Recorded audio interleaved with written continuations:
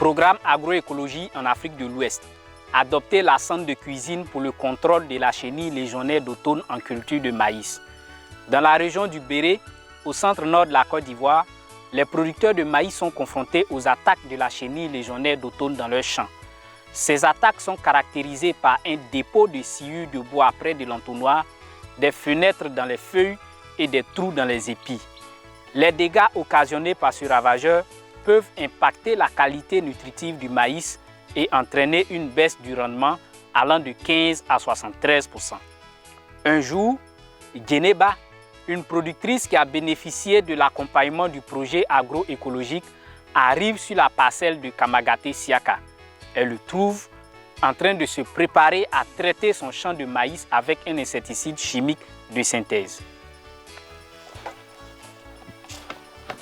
Bonjour Siaka. Oui, bonjour Djeneba. Excuse-moi, mais je constate que ton maïs est vraiment attaqué par la chenille légionnaire d'automne.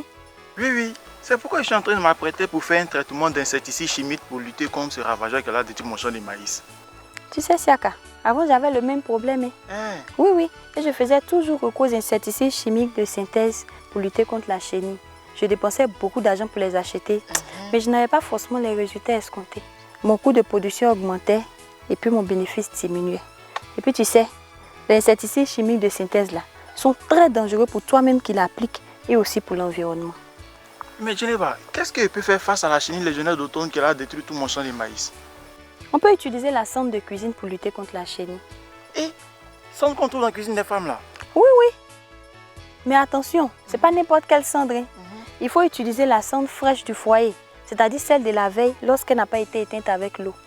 Ensuite, il faut la tamiser afin d'enlever tous les morceaux de charbon, de bois et de cailloux qu'elle peut contenir afin d'obtenir la poudre.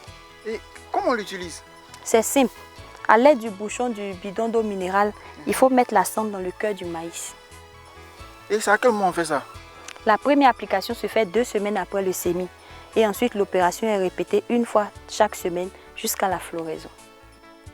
Pour contrôler la chenille légionnaire d'automne en culture de maïs, adoptez la sonde de cuisine qui est gratuite, facile à appliquer et efficace. Ce message vous est présenté par la CEDEAO dans le cadre du programme agroécologie en Afrique de l'Ouest avec le soutien financier de l'Agence française de développement et de l'Union européenne.